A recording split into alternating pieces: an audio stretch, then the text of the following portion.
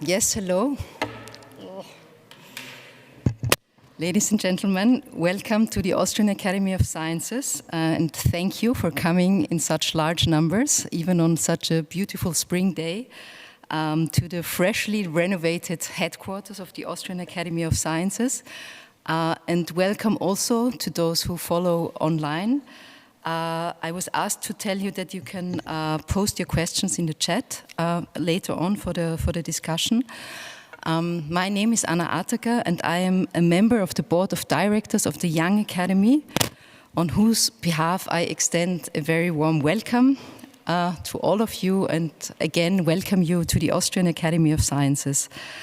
I'm very much looking forward to the following presentation and the panel discussion on Google's surveillance capitalism and discrimination, from critique to intervention.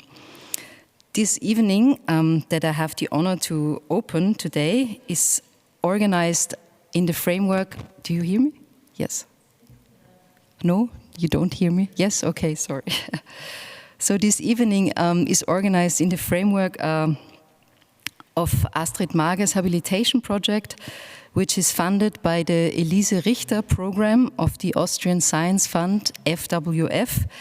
And the Elise Richter program is a program of excellence for female researchers working in Austria. And as I am also one of the founders of the Elise Richter network, I make it a point to mention this program, which I really consider essential for the Austrian research landscape. But of course, the evening today is organized by the Institute of Technology Assessment of the ÖAW, of the Austrian Academy of Sciences. So thank you very much to them for organizing this event. We will start the evening with the lecture titled Algorithmic Imaginaries by Astrid Mager, who I will just very shortly introduce to you. Astrid studied sociology and communication science in Vienna and Paris, and completed her PhD at the Institute for Science and Technology Studies at the University of Vienna in 2010. From 2010 to 2012, she did research on search engines and ideologies of the algorithm at the Umeå University in Sweden as part of her postdoctoral fellowship. Since 2012, Astrid has been working at the Institute of Technology Assessment here at the Austrian Academy of Sciences. And in 2016, she was awarded one of the prestigious Elise Richter research grants of the FWF, which support her current research on algorithmic imaginations, or algorithmic imaginaries. In 2018, Astrid was elected to the Young Academy, and as a member of the board of directors of the Young Academy, I may say that we are really proud to count such an expert on such a relevant topic among our members. Astrid's lecture will be followed by position statements by our panelists, who are also all leading researchers in the field. So I welcome Rosie Graham of the University of Birmingham, Bernhard Rieder of the University of Amsterdam, Elizabeth van Koevering of Karlstad University, and also the moderators, also the two others who will also moderate this panel, Christian Norosel from Lund University and Richard Rogers from the University of Amsterdam. I was told that the moderators will introduce the panelists, so I will not further say anything about them. But last but not least, I warmly invite you to the wine reception that we have planned for afterwards, which is, I think, after 2 years of pandemic, worth mentioning that we can do such a thing, and I would be very happy if all of you can join us. Yes, and the importance of the topic of today, I believe, cannot be overestimated. And as we all know, in a world where the internet has become part of our everyday lives, where many aspects of our lives become linked to the internet. Search engines have become indispensable, and the hegemonic stand of Google puts this company in a position of power that we really need to address and think about. And it makes it all the more important to look at the modus operandi of Google and to analyze what results it delivers and what remains hidden on the other side, and how mechanisms of inclusion and exclusion are produced or maybe reproduced here. And also that we have to think about what we can do about this, or how politics can confront or delimit this power. I am therefore very curious to what we will follow, what we are going to hear today, and I kindly ask Astrid Mager to give us her lecture. Thank you very much.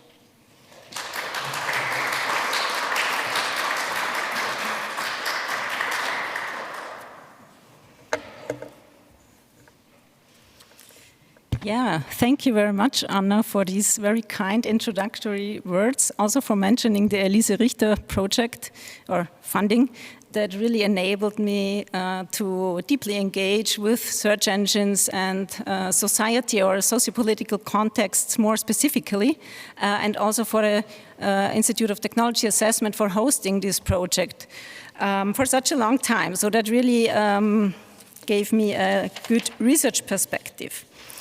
My interest in search engines, though, goes even further back into my PhD work, where I conceptualized Google as an obligatory passage point for website providers and users of online health information, and where I analyzed this socio-technically mediated relation between website providers and users, and where I showed that the search engine is very central not only in ranking these different health-related websites, of course that as well, but also in the way users engage with this kind of information. So for example, by the technique of going back and forth to Google, oftentimes users lose the website providers out of sight that are very central for the perception of the actors providing the information. They think their credibility or the credibility of the institution sort of counts for the quality of information. And that goes against also partly health policy is also focusing very much on these top-down quality seals, and that sort of socio-technical practices heavily influenced by the search engine also go against this top-down imagination of quality seals for websites, because oftentimes users do not even remember what websites they visited, but rather by going back and forth to Google, enter a particular subpage somewhere, and then they go back and sort of create knowledge out of this embedded information in their own ways, and that should be recognized also by health policy, for example. The user practices and the needs. So after this long work, I was thinking, well, what is then driving the search engines themselves? So as all technologies, search engines are also not neutral or objective, but rather shaped in society and partly also reproducing societal values, biases, and so forth. So I was really then interested in this nexus between the sociocultural, but also the economic, the political values or visions or ideologies or imaginaries, and their relation to the making and the governing of search technology in different contexts. So as many other researchers as well, I started out with the big corporate ones, Google in particular, and thinking about the way, what is then driving Google and its monopoly. Around the 2000s already, people started to question this techno-utopian vision of the objective PageRank algorithm that Google itself put forward very much at the beginning. So this mathematical counting of hyperlink relations and creating this list of search results out of it. So scholars like Nissenbaum and others already showed that even this mechanism, without all the personalization and all that came later, that constructs a bias towards big, well-connected, oftentimes commercial websites at the expense of smaller ones. But quickly, search engine critique then switched over to also scrutinizing the business models. Greg Elmer called it the service for profile model back then, so we get to use these services for free, but we sort of pay with our data that are then turned into user profiles and sold to advertising clients very basically. And that fits very well this global informational network capitalism, as Christian Fuchs had called it, or the surveillance capitalism, as Zuboff calls it more recently.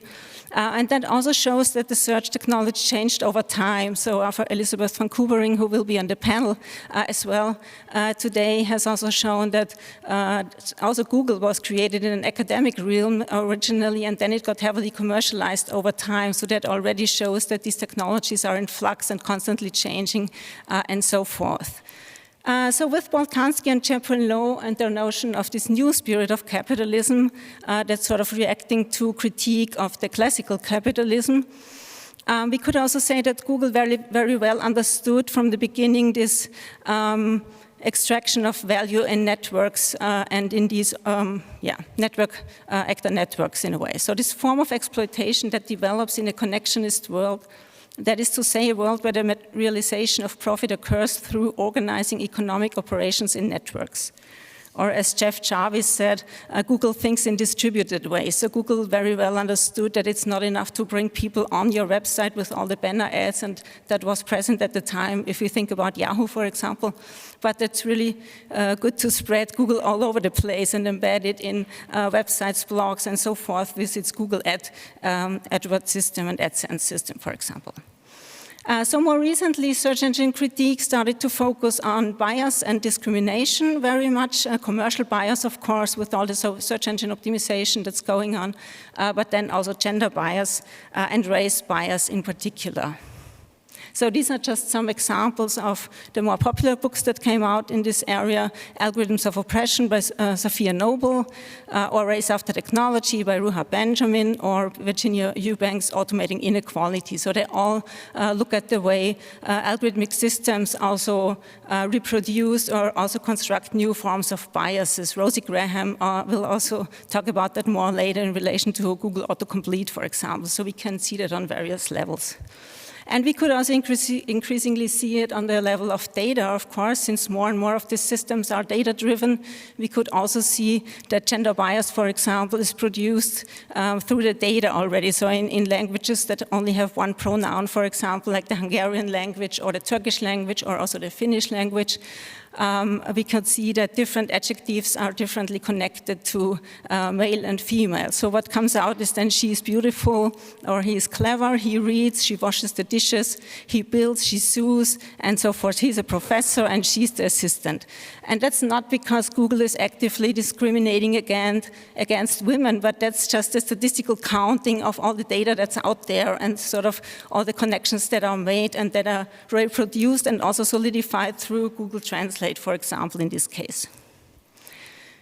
So what I've tried to show in my own work, though, is that it's not enough to only focus on the business model or the political economy of search engines, but that it's also important to see how this new spirit of capitalism gets constantly inscribed and stabilized also through social practices. So we as users are also part of this cycle. For example, with every Google query, we feed back data into the search engine, and we also sort of contribute to this monopoly and also the capital extraction that's going on. Or also website providers that are constantly also optimizing their sites towards this one search engine that's also contributing to its monopoly and things like that. So it's really interesting also to shift the perspective from only the impacts of search engines towards also the social practices and power relations that are involved in the construction of search engines in the first place and the constant stabilization of these dynamics also. So then I was wondering, so what about Europe? So what came out in my interviews very heavily is this growing tension between these globally operating big tech companies from the US and European values and also the legal frameworks and so forth. So what is going on in Europe was then the question that drove me in the upcoming research.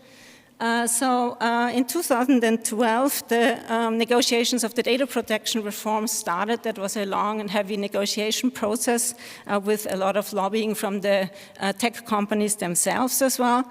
And I was looking at the way sort of these European values are enacted in these discourses, but also how they are enacted in these practices.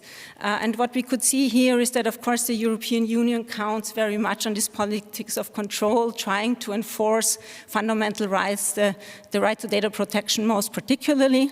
But when we look more deeply into the negotiations, we could see that these European values are also falling apart due to cultural, political, and economic heterogeneity within the EU. So if you think about countries like Ireland, for example, giving these companies a European home, or also countries like Sweden or the Netherlands that have a more liberal data protection stance than compared to countries like Germany or Austria or Poland also, which have a history of severe state surveillance, for example, we could see that there are all kinds of conflicts of interests also running within the EU between the different member states. So we could conclude here that these national specificities, or these also technopolitical identities, as we can call them, contribute not only to the shaping of the technology, but also to the kind of making and unmaking of Europe, and the notion of Europe they create here are also uncreate in a way.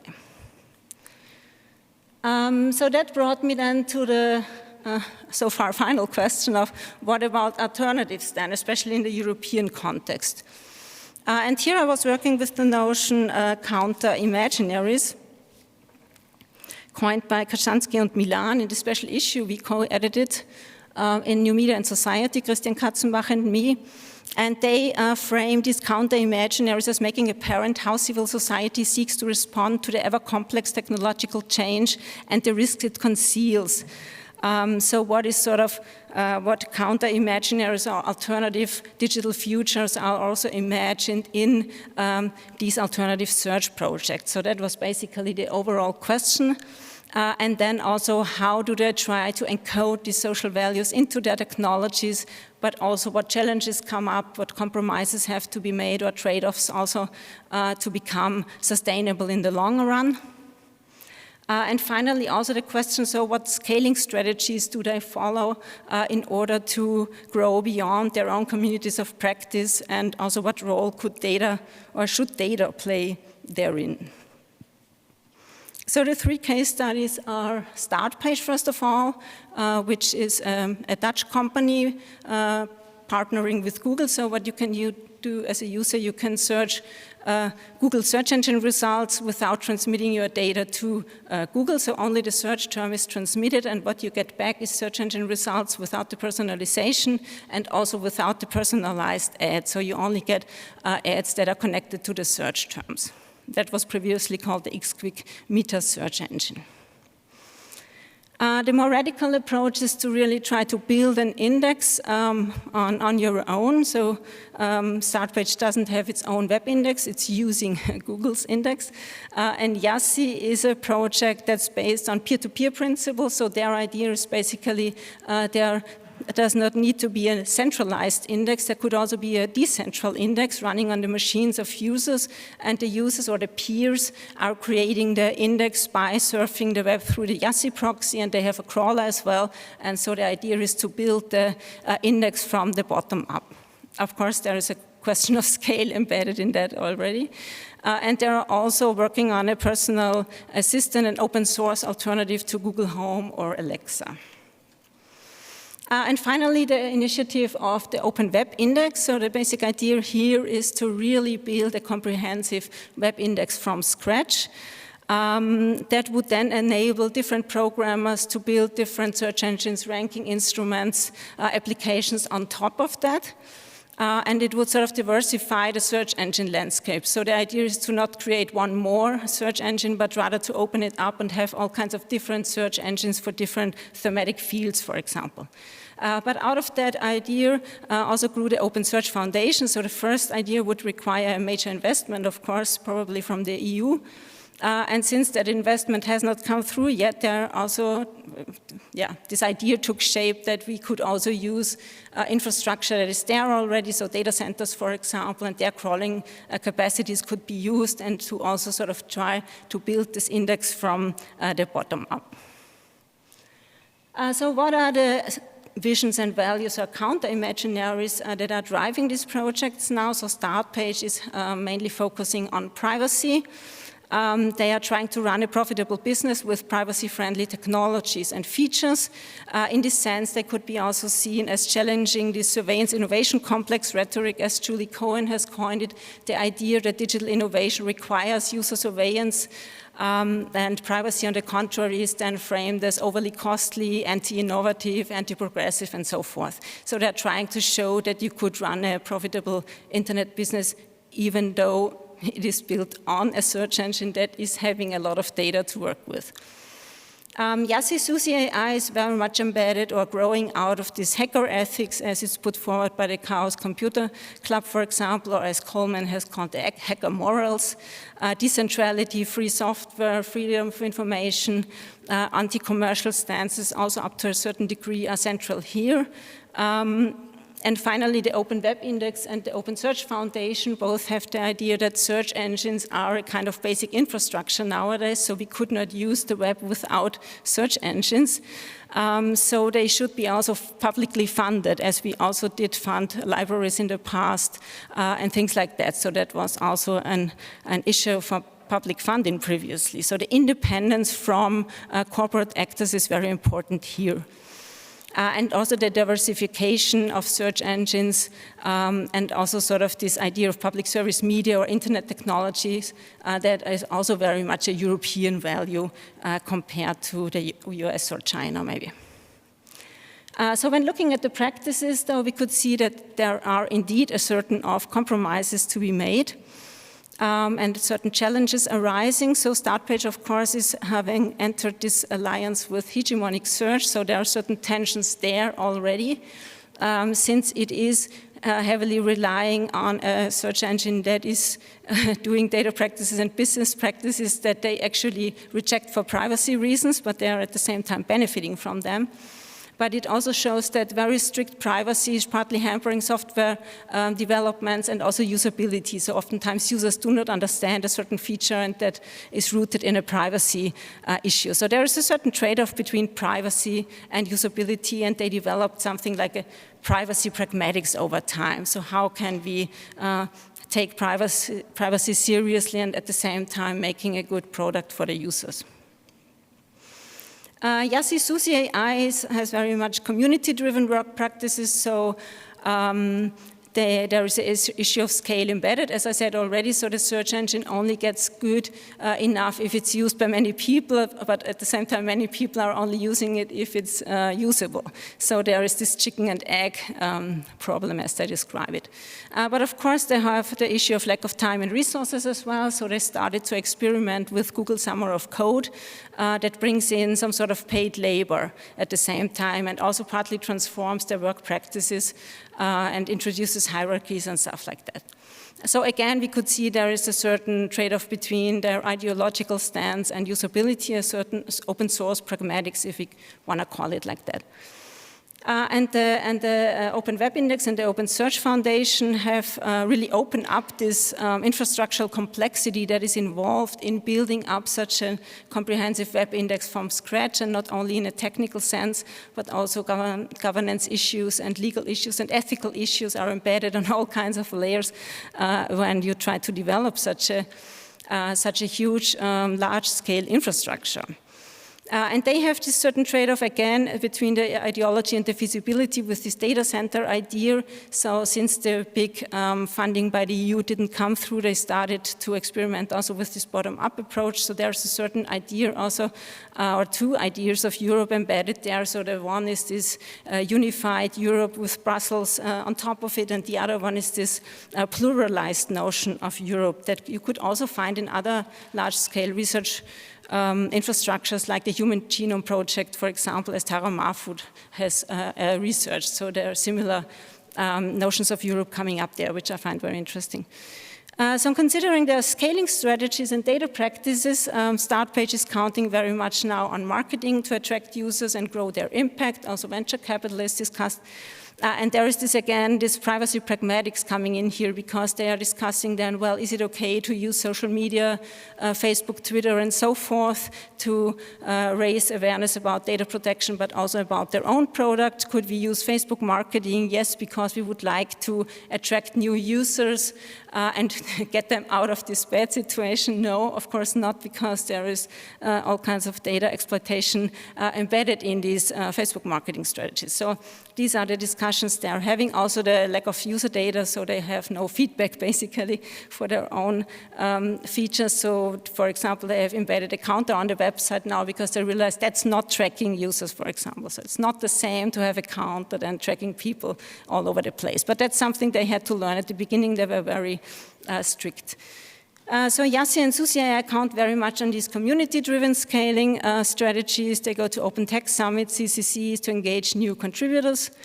But they also started to experiment with Google Summer of Code to move on, which creates a lot of extra workload and stuff like that as well. So that is also a certain trade-off.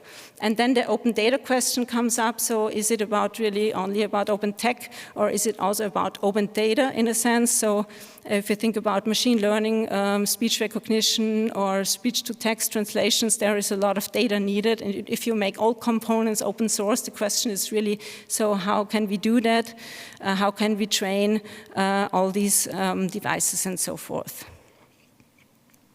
The Open Web Index and the Open Search Foundation have this EU funding as one of the scaling strategies and the data centers as the other ones, but they have a different issue which is interesting as well and also related to other large-scale research or internet infrastructures, which is the localized needs and the situatedness of the different actors that could build different search engines on top of it versus the global standard setting. So how could we coordinate all the data centers, for example, and their crawling techniques and so forth? So it's really not only about the crawling and the indexing of the web, but also about this governance task in a way. So to conclude, what could be done to support such public interest search engines?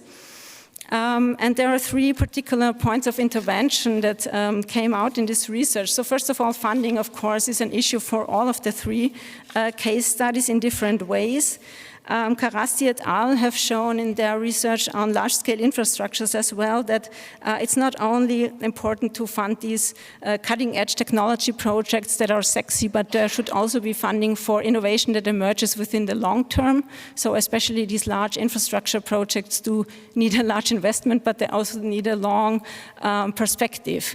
And that might totally go against this idea of blitz scaling, as Pfotenhauer et al. Have coined it, the scale first and profit later rhetoric that we know from Silicon Valley companies. But that might not be so sexy, but it would provide this basic infrastructure to emerge in the first place.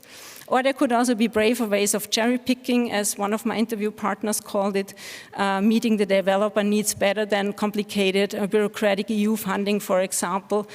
So Google is mentioned there, for example, as a way of just picking interesting projects, no matter if the researchers, the developers have a good CV or a computer science studies degree, for example. And then this fluidity of values is important here as well. So privacy, for example, is not stable or fixed, it's constantly changing. It's co-produced with the technology, and that should also be regarded in regulation, but there also needs to be some support in terms of legal, ethical, democratic, civil principles, as Van Dijk calls it, that should all be corresponding to the technology and the values that are constantly in flux. So if there are new software practices introduced, privacy changes totally if new features are introduced and so forth. So that should also be respected by governance and could also be supported here. And then there should be new institutions, most probably in the longer run, that could also then accompany these projects right from the start, rather than ex post auditing or this ex post trying to de-bias things. So rather try to implement social values or public values right from the beginning, or also to enable observability, as thinkers, Bernhard Rieder and Jeanette Hofmann, have called it. And that requires also interdisciplinary skills, for example, might also be on a EU level, for example. And then the question on data is interesting. Van Dijk also imagines this European platform tree. I will come back to that in a minute because I think it's a strong visual metaphor to make all these problems a bit more tangible. So she says, well, we need a European platform tree without the trunk fed by proprietary data flows, but with a federated decentral shape. That is a very strong demand. But the question is, of course, how do we get there? And what role does data play here? So would we need more open data?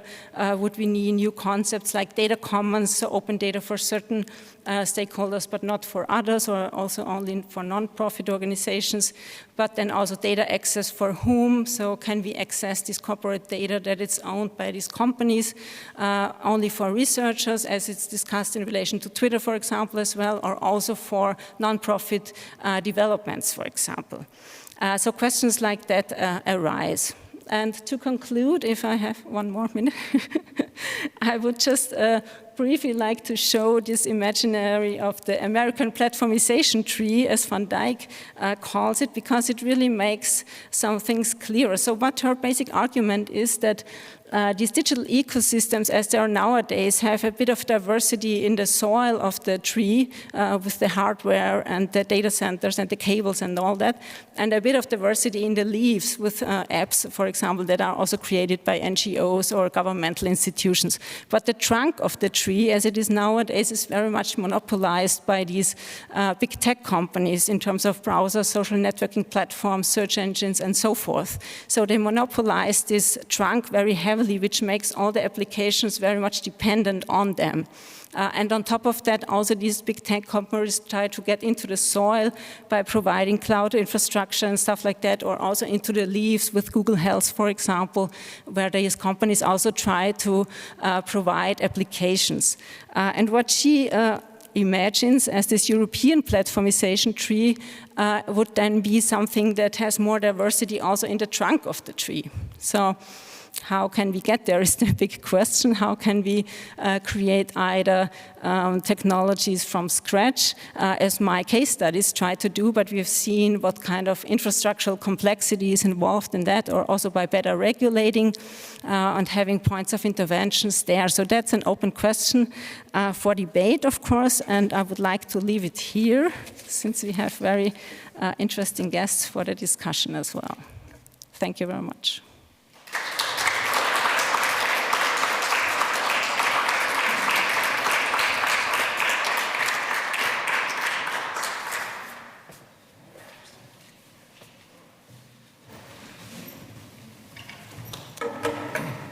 Thank you, Astrid. Yeah, so my name is Richard Rogers, professor of New Media and Digital Culture and Media Studies at the University of Amsterdam. And I'm joined by Christian Norsel, who is a senior lecturer in the Department of Gender Studies at Lund University. We're going to co-moderate. And before we do so, we want to see if there are questions for Astrid. And I also have one. And there's also one on the live stream chat. So if you're on the live stream and you want to pose a question, just put it in the chat. So just to ask you a really brief question, you mentioned how European values in some sense were absorbed by Google with the right to be forgotten and etc. Do you think some of the counter-imaginaries will also be absorbed by Google as a sort of strategy for letting them go away? And do you think that those which are not absorbed by Google could be something that the sort of the public-spirited, that we could concentrate on in sort of the spirit of, in public spiritedness? And what I refer to explicitly, I think, is privacy. Question, I don't know, do I have to, wow, this is loud now. But the thing with the European values, first of all, is that Europe is differently mobilized in different areas, I would say. So, of course, the legal area is very much focusing on privacy and regulating that. But with the technology projects, we could see that there are different notions of Europe enacted also in these practices. So this one idea of Europe as this coherent whole, sharing all its European values. Meanwhile, the sort of the pluralized version where Europe is more of this multiply imagined community, as Sheila Chazanov calls it, for example. So the question is, first, the question would be then, what kind of Europe is absorbed by Google in a way, and what are the values that could be seen as left to the more public interest search engines, for example. So that the multiplicity and the diversity is interesting, because what these platforms are doing, they are also catering their services to local needs and the situatedness that I referred to earlier. So what they do basically, they have to downscale their products for these specific local needs, as Google is very well doing that with the languages and all that, for example. So we even go through Google in order to find a pizza place right next to our house, which is kind of interesting, right? So it has become very good also in this sort of diversity or catering these products to a diversity of needs, for example. Yeah, so in this sense, yes, we could say it is absorbing this notion of Europe, but I would say that's that's just one part, the privacy aspect. Yeah, the part two of the question was, will it absorb the counter-imaginaries, or is it absorbing? I mean, with the moral hacks, so Google has become kind of hacker-friendly with the summer of code, and, but it's not absorbing all of the counter-imaginaries, and so those counter-imaginaries that are not being absorbed, should we pursue those? Is that a strategy?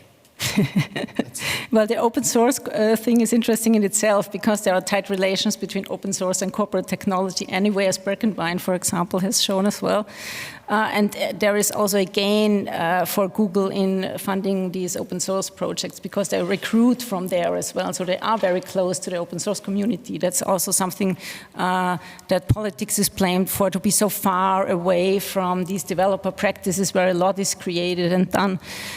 So what would be the values that are left out then, is the question really that we could focus on. Well, privacy is still one important value, I think, that Google is not absorbing so well. Okay, shall I just have the one question from the live stream before I turn over to Christian? Okay, from the live stream.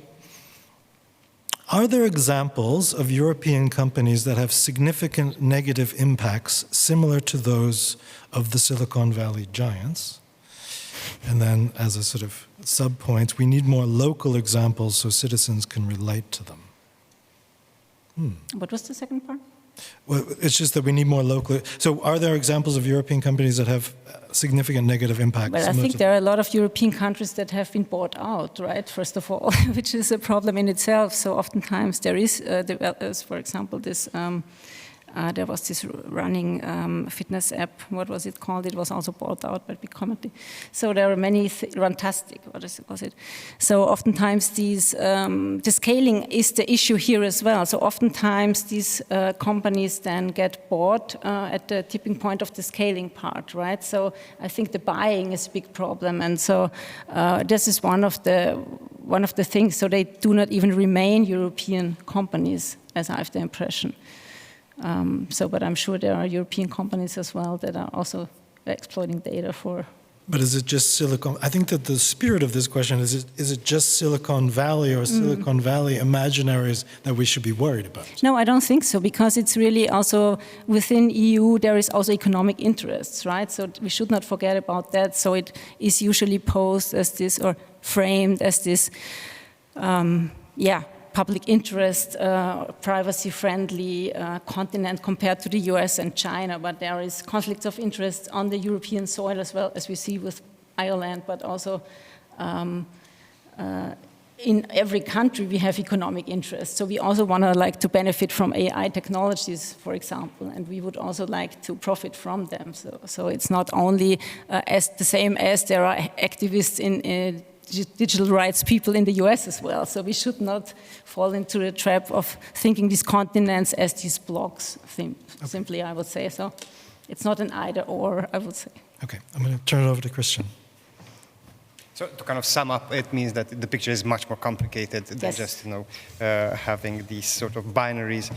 It's my utmost pleasure to introduce you to the next step in our public event, and this is the panel discussion. And the panel is titled From Google Critique to Google Intervention. And I would like to welcome to the stage Dr. Rosie Graham from the University of Birmingham, please.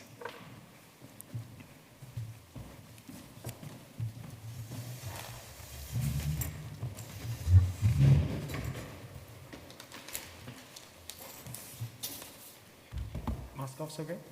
Yes. Yeah. Whenever we speak in Austria, we take off the mask. Makes sense. Sorry, I'll just get the time up so I don't overrun.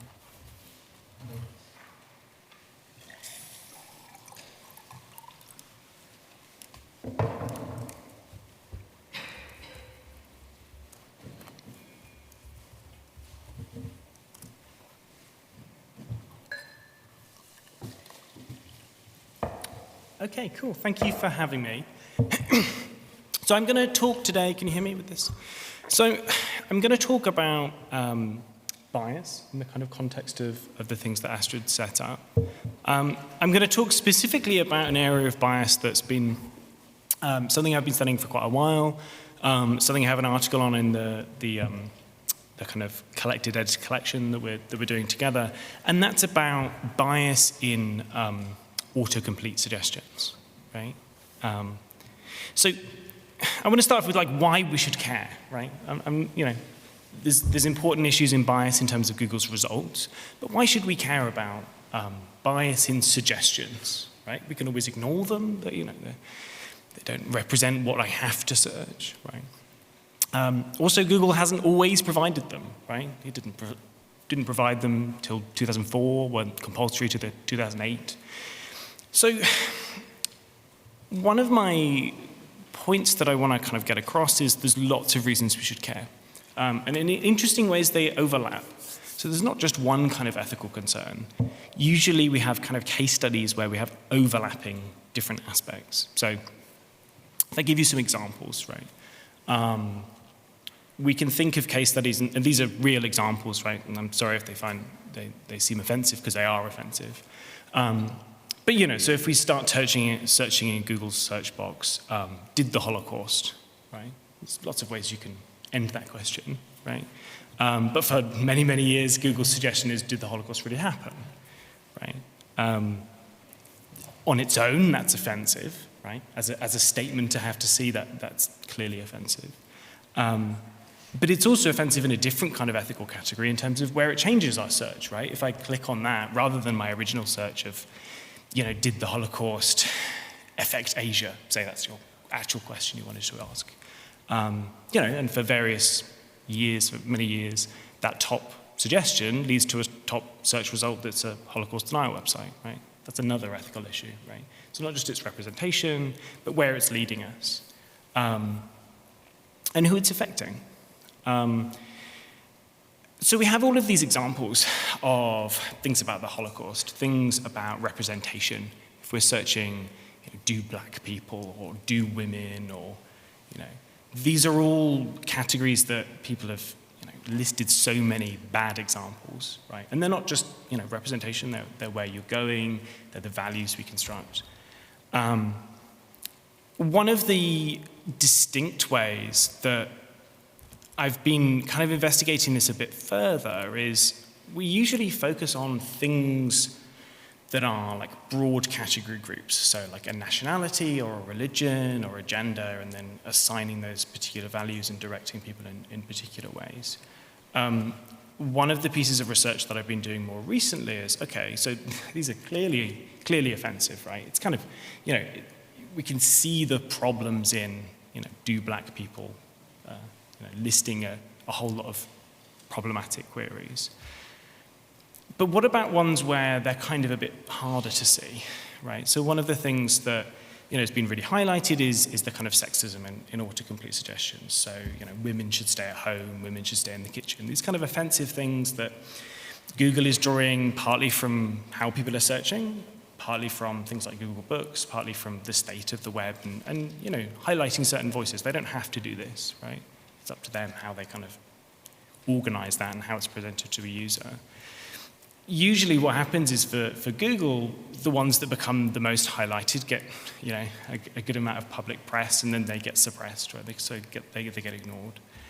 They get removed. So you just, you know, so do black people, and then often nothing will come up, right? Which again is dubious in a particular way.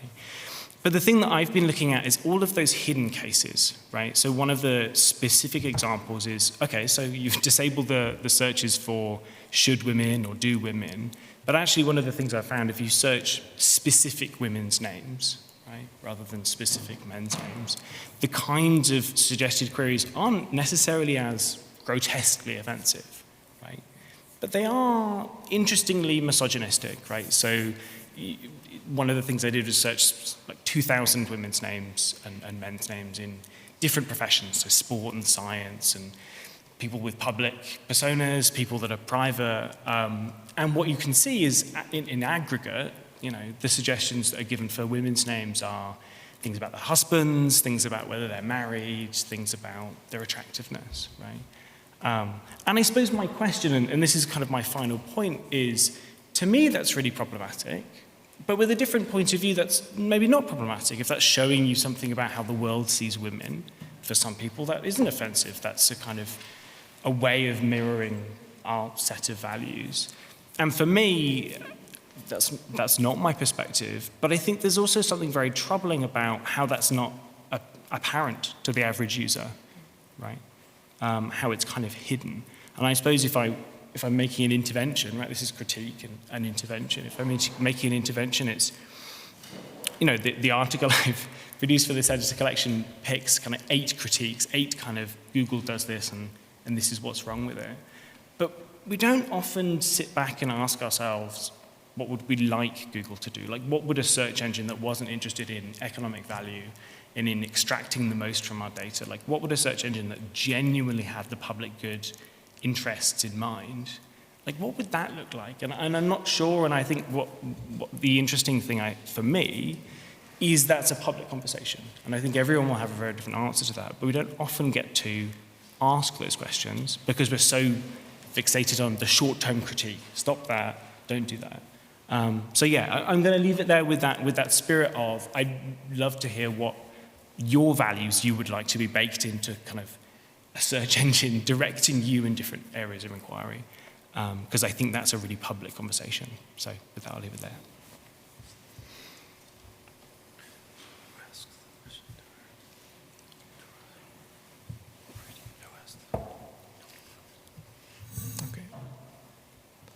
Okay, is there a question for Rosie? Yes. There's a microphone. Thank you. Can I also do that? Yes, please. The suggestions that come up in the autofill, are they personalized or is that just statistics? Yeah, no, so it's personalized and kind of localized and contextualized in various ways, which again introduces a whole other sense of bias. So, you know, the page you're searching from, it will take into account, so say you're on like a theme park and you put R in, it's going to give you a suggestion of roller coasters because roller coasters are related to theme parks, right? To Google, that's solving a programming, to them, that's a better prediction, right? But obviously the example of theme parks is really innocuous, right? If you're on an alt-right website or if you're on a search page for anti-Semitic searches and then you search something else, it's designed to frame your next query in relation to that. So yeah, it opens up a whole set of questions of, you might not even realize how personalized your searches are, but they will be. There's another question. Are we talking about the results, search results, or also the autofill options? Yeah, so the results are personalized and in a separate way, but the suggestions are also personalized. Thank you. Thanks. There's a question over here. Yes, hi, Bernhard Rieder, University of Amsterdam. I mean, Rosie, I'm going to ask you a difficult question because I think that really kind of testifies to the difficulties that we have, like dealing with search engines that have become so pervasive and affect like so many people. But how do we conceive of like the effects, of these autocomplete suggestions? Is this something that we can approach like purely in like conceptual terms, or is like, could you think about like some kind of empirical setups that would kind of allow us also to have a conversation about, what happens downstream of these suggestions? Yeah, it's a good question, right? Because part of my research, I like to broaden it right out, thinking like for thousands of years we've collected knowledge, right? And often that collections of knowledge it's top down, right? It's classifications, it's things like library classification systems, encyclopedias, like academic curricula. You can see, you can map it out. And even the early search engines were these ugly pages full of lists and lists of sport, entertainment, news, right? It was all so configured. And the fact that now our kind of default is a white blank page, right? Which again has a kind of aesthetics of authority in a way, but like a white blank page that puts the onus on a user to frame the world in which they do. Like, to me, those suggestions have so much more power. And the thing is, like, when I'm in terms of empirical setups, right, this study of looking at this very specific example of saying, in these cases, these suggestions for these specific women's names are misogynistic. It's such a labor-intensive study to set up, right? And I have no idea. I'm sure it's true in lots of ways. In the way that, the thing that gets the most press is, do black people X? But like, I haven't done a study on kind of ethnicity, name categorizations, and how that's framed in racist ways. I'm sure it exists. So it's really interesting where the onus is then put on the critique side in terms of it takes a long time to gather that data, when actually auto suggests, like, Google can change it in a minute if it wants to, right? And then you're left with kind of a long study where you've pointed something out and they go, oh, it's not there anymore. Right? Still, the biases and the stereotypes are embedded through the system. So I think that's part of the thing that we need to do, is not just be this kind of reactionary force of pointing things out and saying, that's wrong, and then replacing it, but actually trying to think, going back to Astrid, like these counter-imaginaries in lots of ways, right? Like, what would it look like if it actually served us? It wouldn't be me spending hours with data trying to find these little niches. It would be something else, right? Okay, thanks so much. There are a couple of questions here, but I want to call up the next speaker. So Bernhard Rieder, University of Amsterdam. And whilst you're coming up, I just want to tell you what the questions are. So one is, you can disable personalization of autocomplete in your Google search options, can't you? And the answer is sort of no, right? And just a quick answer to this. Yeah, the answer is really complex. And also, I would say the things that to me are not called personalization by Google, but are really important personalization, are things like language. So depending on what language you're speaking, it's not necessarily how we use the word personalization, but you'll get a very different frame of reference that you can't avoid. You can't turn off speaking Spanish, right? But it might give you very different results from if you're speaking French. Okay, but you can't turn off autocomplete. That's also... Yeah, you can't turn off. But can you disable personalization of autocomplete? Answer no. As far as I'm aware, because you can't turn off. They've changed it throughout history. I think you currently can't. You can do autocomplete in incognito. Therefore. Yeah. Okay. Yeah. And out of the many autocomplete enabled products, MS Outlook, Gmail, etc., which one should we be most concerned about? Maybe also which one not? Which one not? Yeah, none. Well, I think like one of the things we have to remember is these aren't separate products. Like Google is this huge monster gobbling things up, right? Like one of the things that I think is really interesting is like, so I don't know how many people use Gmail, and it gives you suggestions of finishing your sentences, right? So you'll be saying, I'll see you at 8 o'clock, right? We'll go to dinner, and auto-completes your sentences for you, which in the main is really neutral, right? It's lots of prediction tools, but like what's kind of interesting there is every time you're using a Google product, you're feeding that data, and that's part of its system. So I think almost even the most innocuous cases like that, right, where it's guessing, I've made an email inviting someone to dinner and it's read that and it's computed that and saved that, even though that's innocuous, I would still be really suspicious of that, right?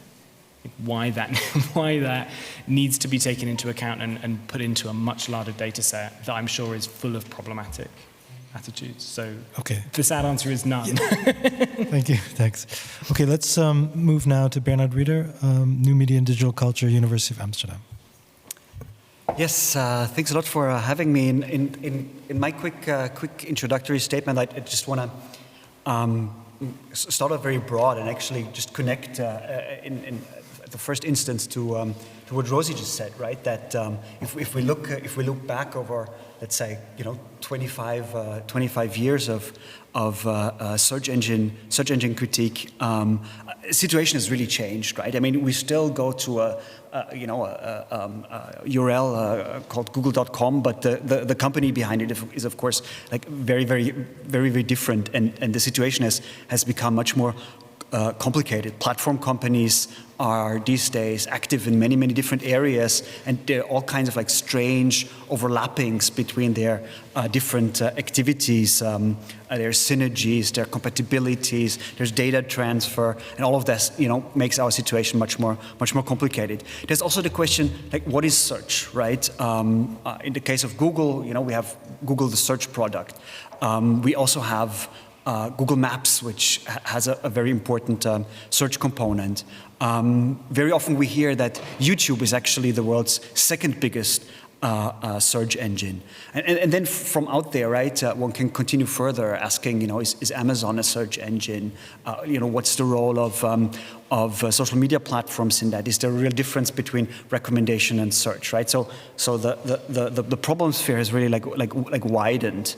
And if we look at some of the critiques that have been brought forward to companies like Google, but also others, there's also a wide variety of things that have been critiqued, right? Different kinds of bias connected to representation, but also connected to opportunities for access to information, even including questions of like own content bias, right? That's actually one of the things that regulators can deal relatively well with. It's relatively straightforward, right? Does Google prioritize its own services in their search results? But even there, it's very different to get to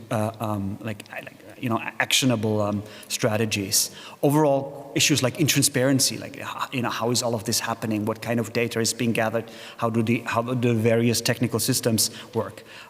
Privacy issues, like a wide variety of those, right? There has been critique concerning the business model.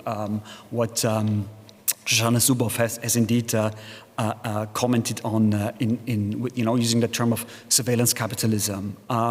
There are also issues that have to do, for example, with economic competition, not between platform companies, but between, for example, businesses that that want to be found online, and there a search engine plays the role of matchmaker that has all kinds of economic consequences, and it may make life difficult for smaller actors who can't invest in SEO and so forth, right?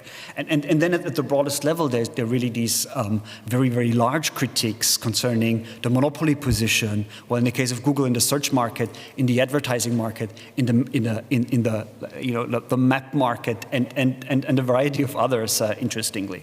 So when we start thinking about like interventions, or I dare not even use the word like solution, right? I mean, I think there's currently an interesting moment. There seems to be a certain appetite or at least a willingness to consider relatively radical forms of intervention, right? Antitrust, nationalization. Those are things that we hear in Brussels, but also even in the US. But of course, these are extremely hard to operationalize and implement. it's also very hard to see how, for example, let's say we cut up Google in different divisions. How that responds to the variety of critiques that have been phrased, right? So all of this is very, very difficult. State funding for alternatives is also something that Astrid has just talked about, and I think the Open Search Index is asking for 100 million, right? I mean, that's quite a bit, but it's also doubtful that would be even enough, to build something that can really, kind of thoroughly compete with even just in the search market with something like Google. So I just want to make kind of a 2 or 3 suggestions that are maybe a little bit less ambitious than things like antitrust, but that I think respond to what I've cunningly set up with my question to Rosie. This lack of understanding of just many different aspects, and it's in part social aspects in the sense of effects in the short term or in the long term, but also questions about transparency, questions that actually pertain to the validity and the concrete shape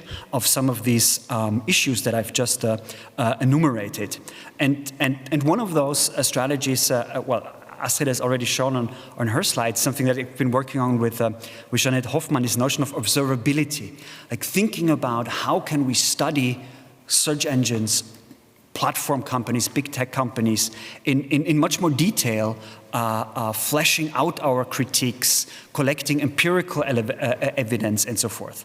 So Dirk Lewandowski, who is in the audience, for example, has been working on software, right, that allows for the large-scale capture of search engine results. But in order to do that, one has to implement all kinds of trickery, right, to not get blocked by Google. And one way of thinking about possible interventions is maybe like, how can we strengthen these efforts? That also has then to do with like funding and so forth, right? Or I'm also thinking about the work of Wolfgang Christel, who's also here and who's been doing amazing watchdogging activist work over the last years, but not necessarily in conditions that make this work easily sustainable, right? So there's a lot of personal energy that goes into these critiques, and I think this notion of observability is really trying to see how these initiatives can be strengthened. And my second suggestion, and I'll leave it at 2, is I think what we also need are more structured conversations with these companies, right? I think most of us here kind of like encounter representatives of Google in all kinds of like strange situations, right? And it's always very pleasant.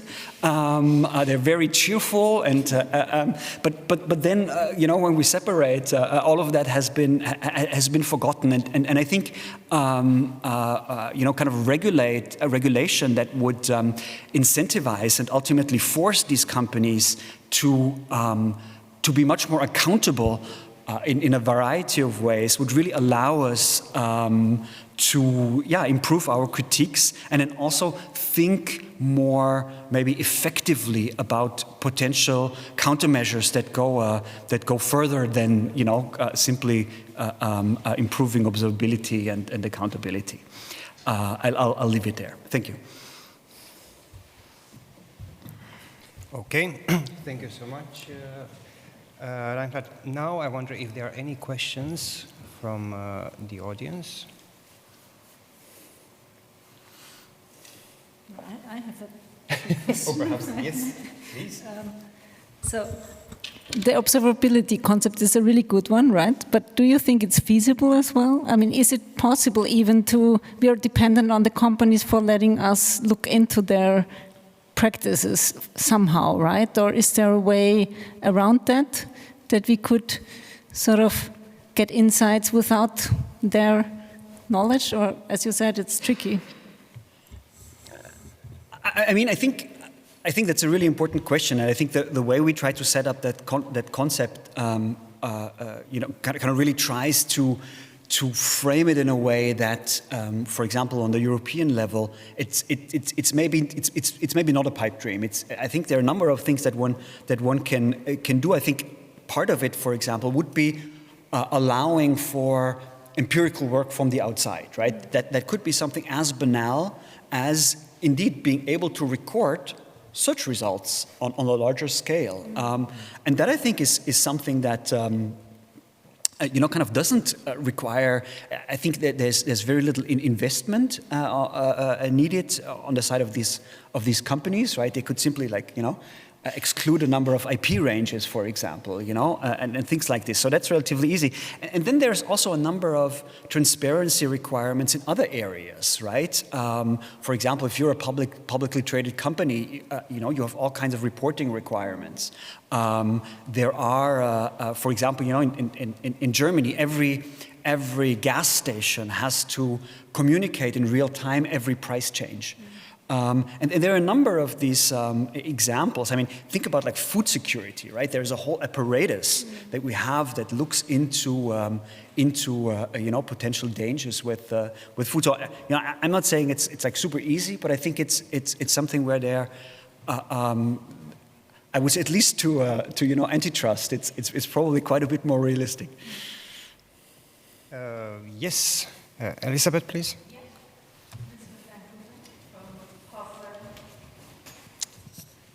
Hi.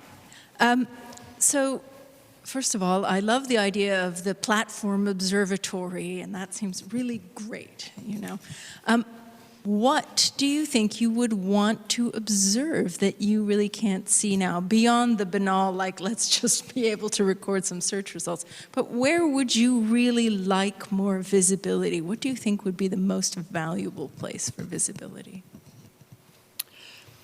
I mean, I use the word banal here, maybe a bit callously, right? I think it's something that actually goes much further than one would think, right? I think being able to account, for what is being made available, how it is being made available, is actually quite powerful. There is a little bit this kind of dream of being able to, open the black box of the algorithm. And this is something that, I would definitely also be interested in, getting access to data centers. But I think we really have to give up that imaginary that there are like 5 lines of code somewhere that kind of, those are very, very complex systems. And I think in terms of critique, the work, for example, that Rosie has been doing, kind of like looking at like what is being put in front of kind of people's faces is actually really, really powerful, and I think also has the capacity to jolt these companies into action in sectors, where a certain agreement about problematicity is possible. But of course, I would like to know much more, right?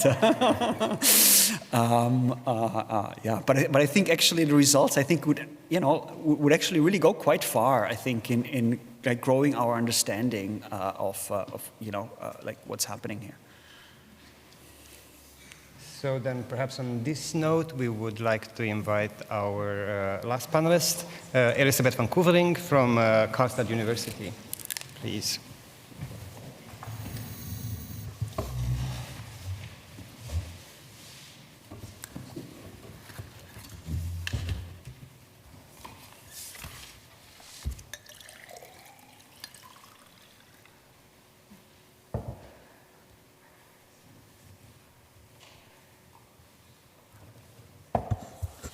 Hi, thank you everybody for coming. So when I was putting together my intervention, my work has been recently focused on where in space, where can you work for Google? What can you do where? That kind of issue. Because I was interested in what makes Google a global company or not so global. And as part of that work, I also started looking into, where is Google the dominant search engine, so both physical and kind of a virtual geography. And in Europe, much more than 90% of searching is done via Google. And that's basically true nearly everywhere in the world, with a few notable exceptions, which I'll come to. So we have to see it's a very large company, as we know. I mean, it's really gigantic, basically. It has 156,000 employees. It had $256 billion in revenue last year, and of that, $76 billion was profit. About 80% of that revenue comes from advertising. So advertising is its central product. And of that $209 billion of advertising they took in, $148 billion was from search terms. So we have to understand it's like a huge integrated giant, even though it includes Android and Chrome and hardware and Gmail and Google Drive and Google Maps and Google Photos and Google Play and Pixel phones and Fitbits and Nest cameras and YouTube. I mean, these are all their products. This is like, why am I concentrating on search? Because that's where the money is. But when you look at it, where is it in the world? So it's everywhere virtually. It's in everything. Its fingerprints are everywhere. Where is it in the world? It's also kind of everywhere. Not everywhere that you can work for Google, but in like 150 countries, so nearly everywhere in the world you can somehow work for Google. Not everywhere you can write code for Google, but many, many places. And that's also getting bigger. I've done this study sort of repeatedly from 2005 onwards. And Google is getting bigger and its engineering is spreading more widely. And in combination with the kind of work that Bernard has been doing and some of the other presentations that we have seen, I can say that I no longer feel that I can imagine the internet. I don't have the imagination to have the internet without Google. I can't see it. And so what I started to do is say, okay, let me turn it around. Where is Google not present? Let me think about what I know about where it is not present. Okay, it is physically not in some countries, and those countries are primarily in Africa. It is virtually excluded from some countries. So in China and in Russia, we have search engines, Baidu and Yandex, which are more popular than Google. Those two countries. Okay. And it is also excluded from some parts of the internet. So for example, you're not really on Google when you're on Facebook, right? You're not really on Google when you're on TikTok. You're not really on Google when you're, when you're doing some things that are in walled garden types of places. So we do have a system that's integrated and global and promotes advertising, promotes data harvesting, and our alternatives to it are authoritarian countries and feed-based systems which have an algorithm that steers your content, okay?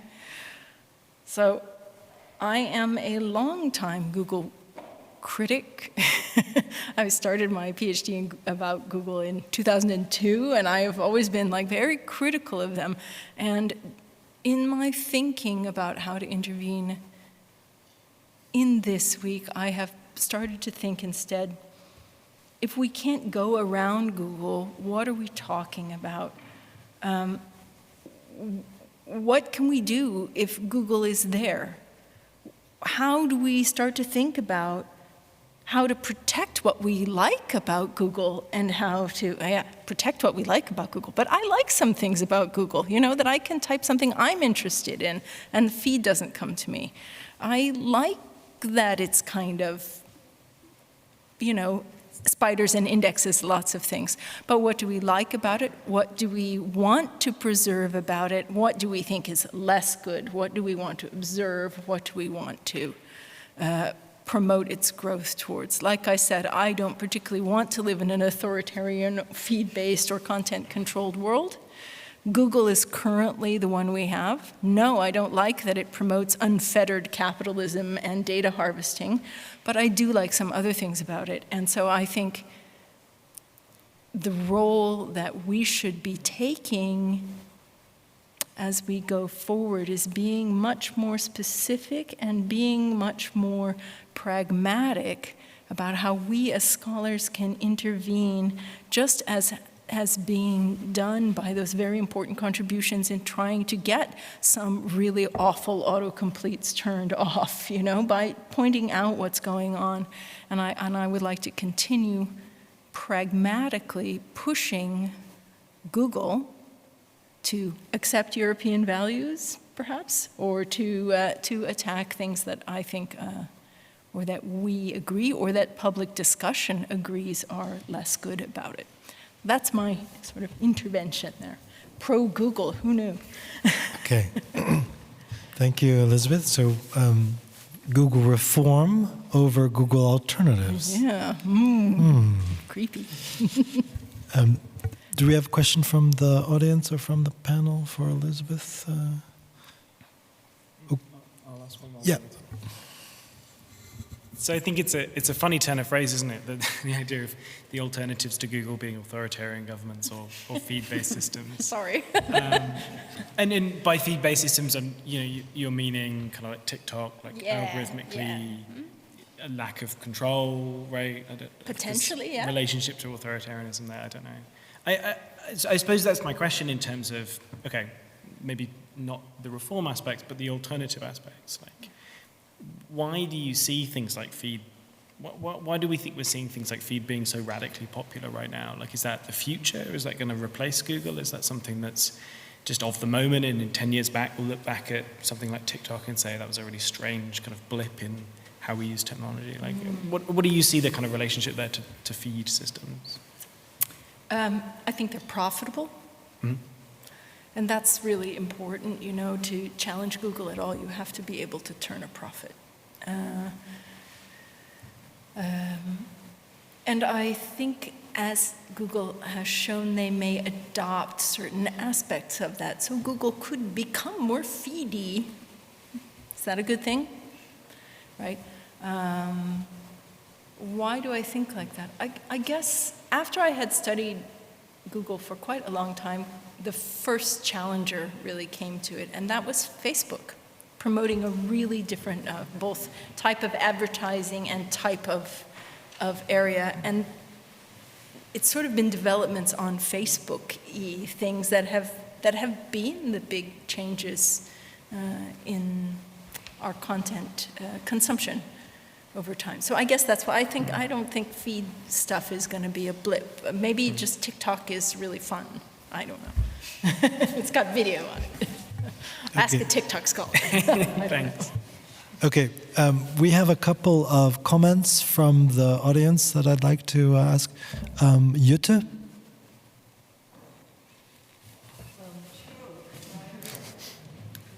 That's okay, thank you very much. That's something. No, okay, good. Thank you, everybody, for these extremely interesting presentations, Astrid, and interventions, ideas. I have many questions and thoughts, but the one thing that I keep coming back to also in my own work and also in when you were talking now, and there's this notion that came up in Astrid's presentation and then sort of returned to throughout occasionally, I think Bernhard mostly probably, is the idea of the public interest and the public good. And I'm increasingly doubtful if it's even defensible to speak of the public in the singular and interest in the singular. Who would that be? Who speaks for the public? And can we as scholars, who also have some sort of social responsibility, do that without also kind of very precisely positioning ourselves and in terms of what are these publics and which publics do we speak for, or do we want to see in whose interest does the public speak? And is that always a good thing, right? There are many kinds of public interests who are not my publics. So that is a question, and one of the most powerful, or some of the most powerful critiques of Google and other systems and similar kind of socio-technical corporations, platforms, comes actually from the right, from the far right even. And they also want social change, and they also want public interest, and they also speak for the public, and they also see problematic issues. So is it even possible, and not just possible, is it even defensible to continue speaking of the public interest without very, very concretely, politically positioning oneself and in this kind of fragmented landscape, society, culture? That's my question. I don't expect an answer, but it's like the question that I have to everybody, basically, and to myself as well. So it's... Yeah, I think it's a great question. I don't know. I mean, most feed-based and most feed-based companies, most search companies, I mean, they are overtly, or they try to claim to be overtly apolitical, right? So in some sense, they're trying to achieve this kind of neutral public spirit, if you will. But maybe someone else wants to comment? You go ahead.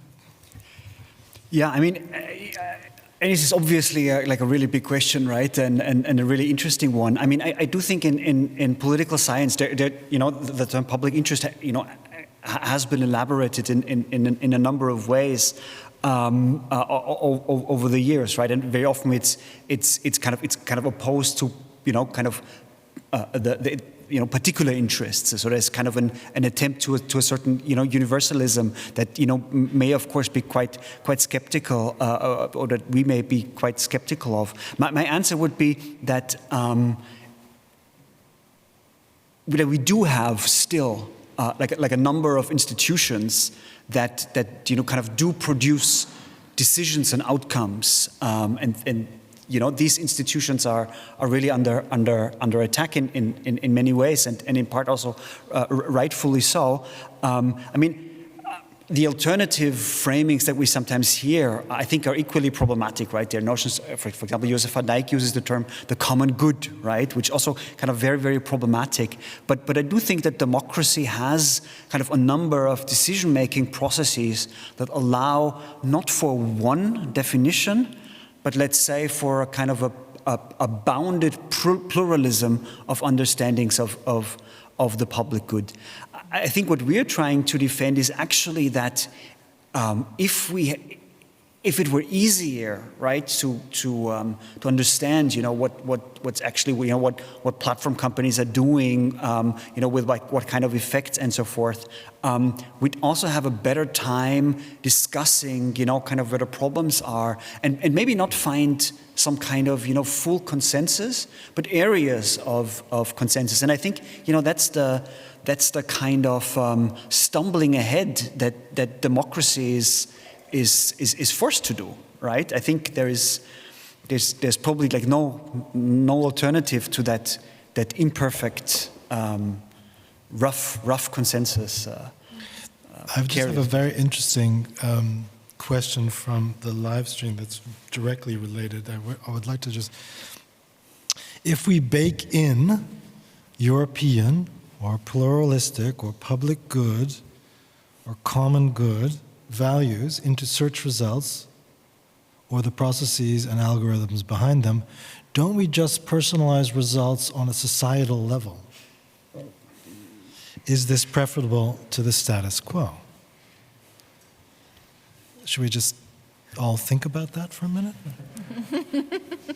I mean, the thing is, a search engine's task is to discriminate, right? So if you were to randomize Google, you wouldn't be very happy, right? and there are a number of institutions in society that produce winners and losers, like constantly, right? That happens like all the time, and it would be strange if a search engine would do that. Wouldn't do that. The question is how this is done, right? And I think, for example, baking in values that I don't think we can imagine that to happen in a sense of kind of a number of deontological rules, right? You set, for example, percentages or like quotas for representation, but I think that is something that emerges from the conversation around. That's why I used the term bounded plurality, right? We live in societies that have a zone of acceptability to a certain degree, right? And then kind of frontiers around that. And currently, these frontiers are breaking apart. But I think that is what people are talking about, as a conversation that then kind of leads to maybe a myriad of small adjustments, like a constant reevaluation of what is being produced, instead of like this one kind of like legal codex that is like the list of European values and how to implement them. Do you want to say something? But sorry. Yeah, Elizabeth. Yeah, I think also you have to take into account that it is impossible to produce a search engine without values baked into it. Like, they just are. I'll give you just a couple of examples. We've talked about this, you put in 2 city names, you get flights back. Why? Well, that's just, it's a commercial sort of thing. If I search for biking directions, on Google Maps, I'm probably going to get directed into a freeway. I don't even use those, right? Because they do not work where I live, right? Because they're not prioritized. So values are already in there, and I think the question is, how can we make more apparent the choices that are being made and invite more discussion around the parameters of those choices? Yeah, Rosie? I think the other thing is, values is such an abstract term, right? And it's really not abstract. It's really concrete in terms of who's actively discriminated against in a society. I think is the kind of the thing that I think in terms of, if you look at, there was work done since the early 2010s on, searching female African-American names, leading to adverts that explicitly are for finding out whether they have a criminal record, right? And the same isn't true for names that aren't typically associated with African-Americans. What's really interesting there is it's not about the values at that. For me, it's not about the values at that point. It's about actually those are systemic barriers to people getting jobs, to people being represented correctly. And so the idea of values being somehow abstract is like, no, that's really, really concrete. Bruno Latour has this great phrase that I always love, which is that technology makes society durable. And almost, I think that quote doesn't go far enough, right? Because it's as if society is static and technology makes it even more so. But actually, it's creating a world in which the kind of systemic injustice that we see is heightened, right? Is made more extreme. So for me, that's like values is it's like we can use it as an abstract term. And what if a search engine valued this or that? I think the more discriminated you are in society, the less airy-fairy values seems, and the more brutally practical that seems. So even if we get it wrong, we have to do it, I suppose. Astrid?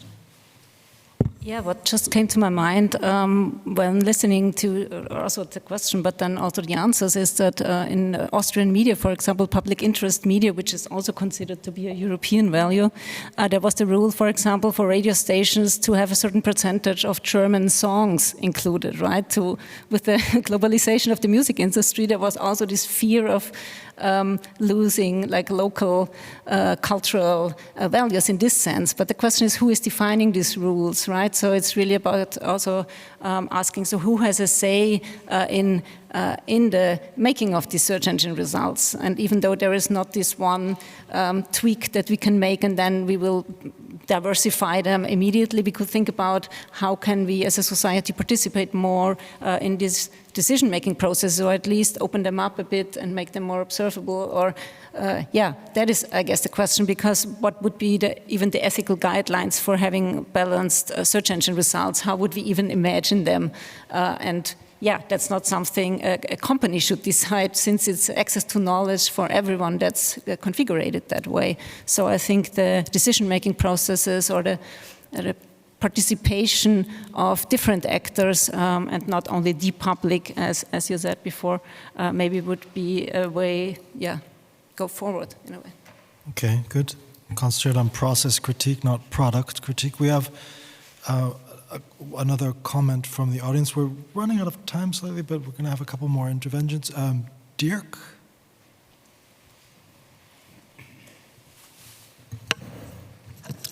Dirk Lewandowski, Hamburg University of Applied Sciences. I have a question for Astrid. You showed us in your presentation what I would say is the second wave of trying to establish alternatives to Google, whereas the first wave is for commercial companies to establish well, rather similar search engines to Google. And in the second wave, it's more like building infrastructure that can be used by other actors. Do you think there will be a third wave of approaches? Because what you showed us convincingly is that all these approaches basically failed. And what could such a third wave look like? It's an easy question. Well, I'm not sure we should pessimistically say they failed. They have not yet come into being, maybe.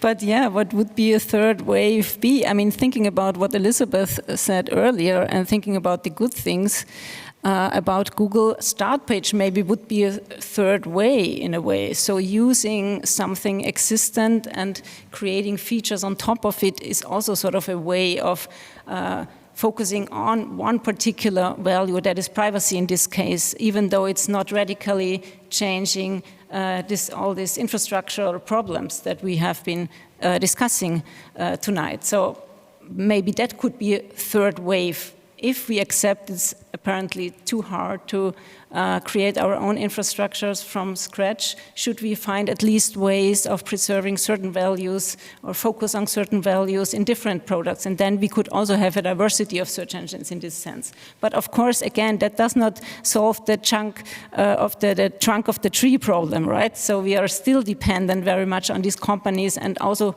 using their data business practices and so forth. So the question is really on what level do we try to establish alternatives, or also what is an alternative search engine after all? So that would be maybe the answer. Okay. I think we're going to have to wrap up. We are over time. We'll have a few closing words. No. Okay. No closing words.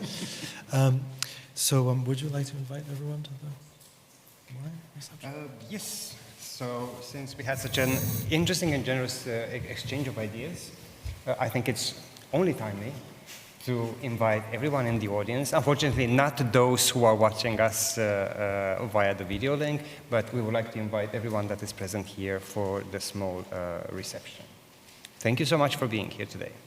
Which is downstairs. Yeah, of course.